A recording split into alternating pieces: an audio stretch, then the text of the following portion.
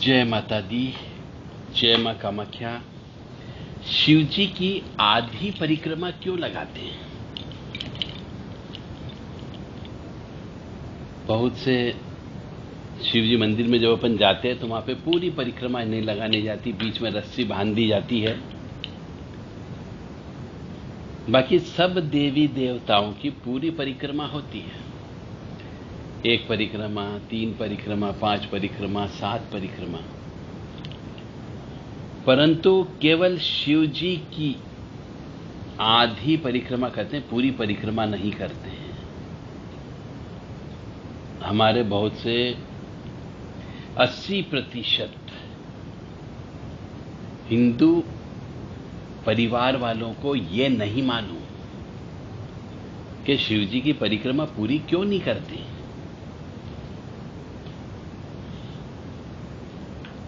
तो आओ हम ज्ञान देते हैं। जटाटविगल जजल प्रवाह पावितस्थले गलेवलंबलंबितं भुजंगतुंग मालिकां डमड्डमड्डमड्डमण्डनाडवड्डमर्वयं चकार चण्डताण्डवं तनोतु न शिव शिवम्। जटाकटाह सभ्रमण्डनं निनिम्ब निर्जरी विलोल वीचि वल्लरी विराजमान मूर्धनि धगद धगद धगद जलल्ललाट पट्ट पावके किशोर चंद्रशेखरे रति प्रतीक्षणं मम। धराधरेन्द्र नंदिनी विलास बंधु बंधुर श्रद्धिगंत संतति प्रमोदमान मानसे कृपा कटाक्ष धोरणी निरुद्ध दुर्धरापदी रुचि दिगंबरे मनो विनोद में तु वस्तुनि। शिव जी को जब भी याद करो बिल्कुल पूर्ण तन्मयता से याद करना चाहिए, उसके अंदर डूब जाना चाहिए, तभी कृपा प्राप्त होती है। अब शिव जी को जब याद कर ही लिया है तो आपको यह भी बता देते हैं कि शिव जी की आधी परिक्रमा क्यों करते हैं। एक शिव जी का जब शिवलिंग होता है, उसकी प्राण प्रतिष्ठा की जाती है या शिवलिंग बनाया जाता है, तो उसमें एक सोम सूत्र होता है। सोम सूत्र को कहते हैं कि उलांगा नहीं जाता। सोम यानी चंद्रमा। तो शिव जी की चंद्रमा जैसी, अर्ध चंद्रमा जैसी परिक्रमा की जाती है, चंद्राकार।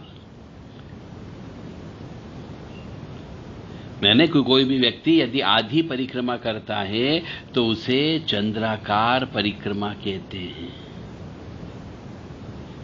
और शिवलिंग को ज्योति भी माना गया है, और ज्योति निराकार होती है, और उसके आसपास के क्षेत्र को चंद्र कहा गया है। कई बार हम आसमान में चंद्रमा के ऊपर, आधे चंद्रमा के ऊपर एक शुक्र तारा देखते हैं, कई बार दिखता है।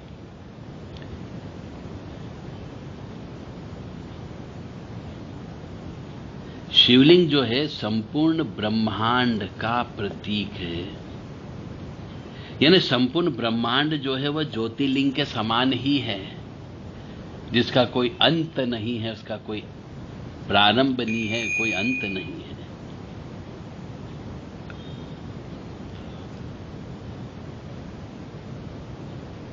शास्त्र में भी कहा गया है कि सोम सूत्र को उल्लंघना नहीं चाहिए प्रदक्षिणा में।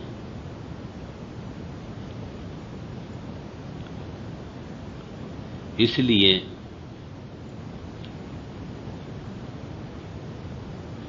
शिवलिंग की जो जलहरी होती है, जहां से जल निकलता है, निर्मली को सोम सूत्र कहा जाता है।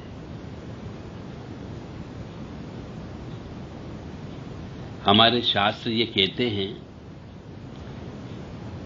कि शिवलिंग की प्रदक्षिणा में सोम सूत्र का उल्लंघन नहीं करना चाहिए, अन्यथा दोष लगता है।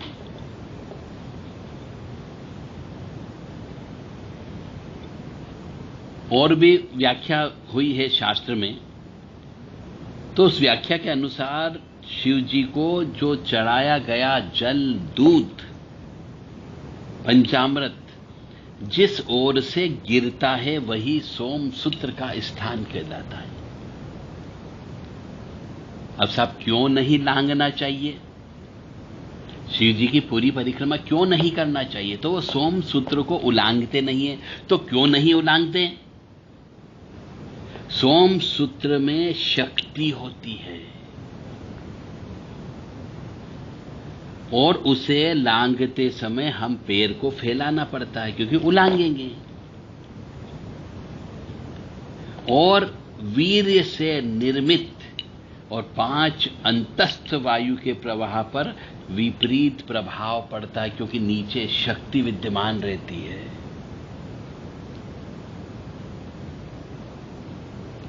इससे देवदत्त और धनंजय वायु के प्रवाह में रुकावटें उत्पन्न होती है,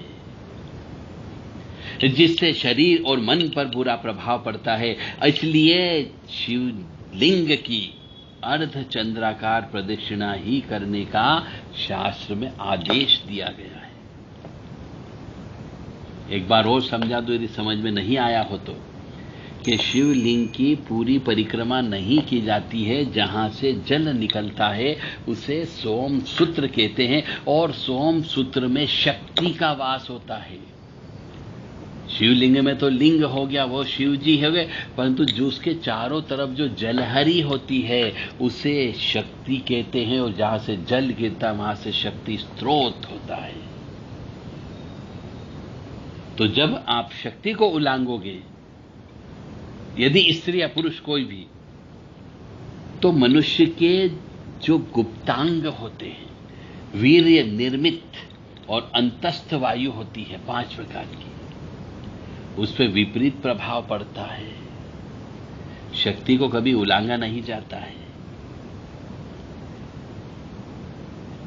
इससे जो शरीर के अंदर जो वायु चलती है 5 प्रकार की, उनमें से 2 वायु का प्रभाव देवदत्त और धनंजय नाम की वायु के प्रवाह में रुकावटें उत्पन्न हो जाती है। इससे शरीर और मन पर बहुत गलत असर पड़ता है। इसलिए शिवलिंग की अर्धचंद्राकार परिक्रमा की जाती है।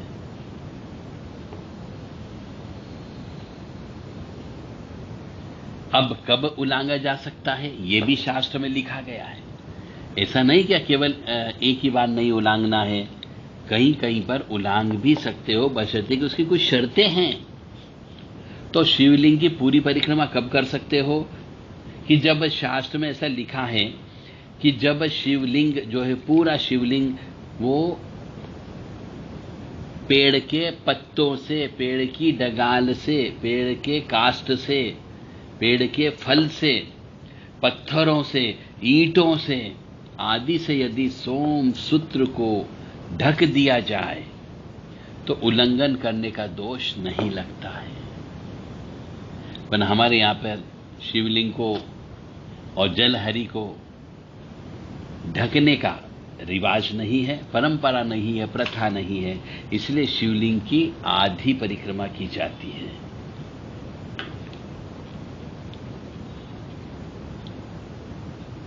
शिवयास प्रदक्षिणा का मतलब शिव की आधी प्रदक्षिणा ही करनी चाहिए। अब एक और चीज है, किस ओर से परिक्रमा करना चाहिए, यह भी बहुत कम मनुष्यों को मालूम है।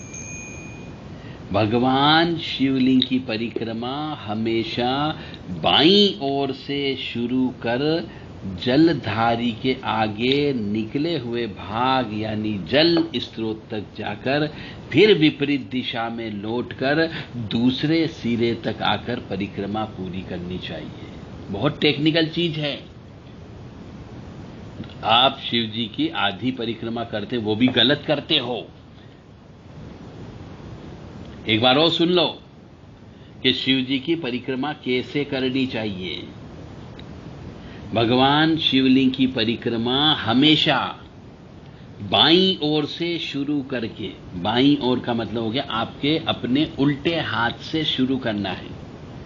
यानी जहां पर जाकर के आपने शिव जी की पूजा करी उस जगह खड़े होकर के बाईं हाथ से प्रारंभ करके करना है, यानी जहां से जलहरी प्रारंभ होती है आपके बाईं हाथ से, वहां से आपको परिक्रमा शुरू करके जलधारी के आगे निकले हुए भाग तक जहां पे जल गिरता है वहां जाकर फिर विपरीत दिशा में, यानी विपरीत दिशा का मतलब हो गया आपको, विपरीत दिशा का मतलब है आपको दूर से उल्टे हाथ की तरफ से ही लौटकर दूसरे सिरे जलहरी तक पहुंचना है और वहां से फिर घूमते हुए जहां पे आप खड़े थे वहां तक आपको आना है।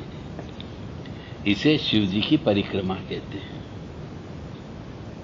यानी आपको अर्धचंद्राकार बनाना है, बस अर्धचंद्राकार आप आकाश में देख लीजिएगा।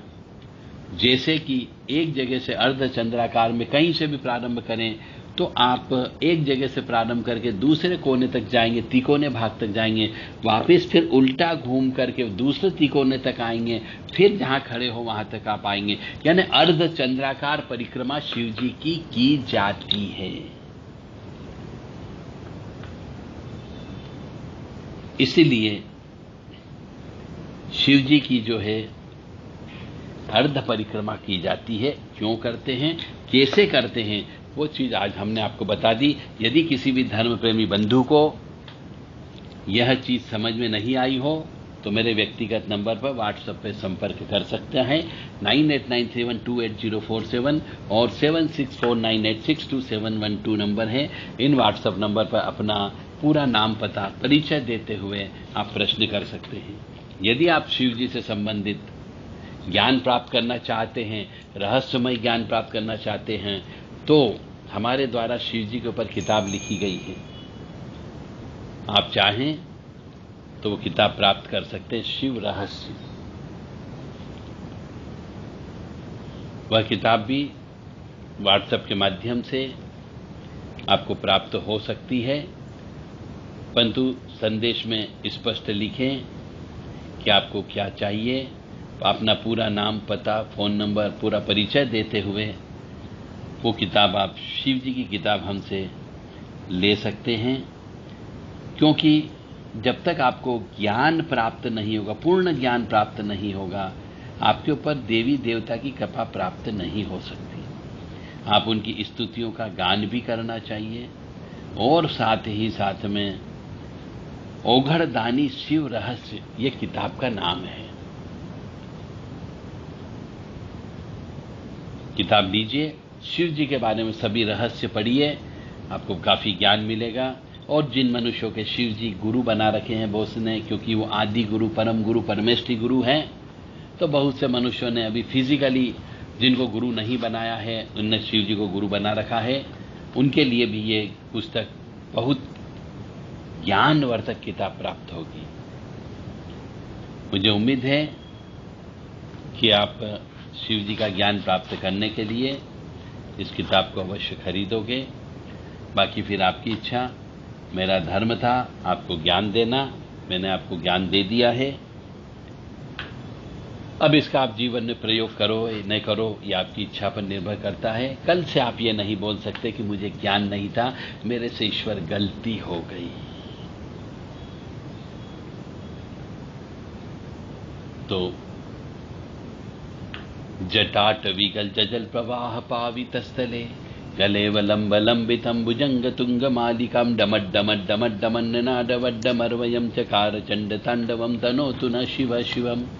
जटाकटाह सभ्रमण्डनं निलिम्ब निर्जरी विलोलवीचि वल्लरी विराजमान मूर्धनि धगद धगद धगद जलल्ललाट पट्टपावके किशोर चंद्रशेखरे रति प्रतिक्षणं मम धराधरेन्द्र नंदिनी विलास बंधु बंधुराय श्रद्धिगंत संतति प्रमोदमान मानसे कृपा कटाक्ष तोरणी निरुद्ध दुर्धरापदि कृषि दिगंबरे मनो विनोद मेतु वस्तुनि जटाभुजंग पिंगल स्फुरत फणामणि प्रभा कदम्ब कुंकुम प्रलिप्त दिव्य धूमुके मदान्ध सिन्दूरस्फुरत् गुत्तरीय मेदुरे मनो विनोद अद्भुतं विवर्तु भूत भर्तरि सहस्रलोचन प्रपश्य शेषलेख शेखरं प्रसून धूलिधोरणि विदूसराङ्गि पीडभु भुजङ्गराजमालया निबद्ध जात जूटग श्रिये चिराय जायतं चकोर बन्धुशेखरं ललाटचड्वलद्दल धनञ्जय स्फुलिङ्गवा निपीत पञ्चसायिकं नमन्निलिम्बनायकं सुदामयूखलेखया विराजमान शेखरं महाकपालि सम्पदे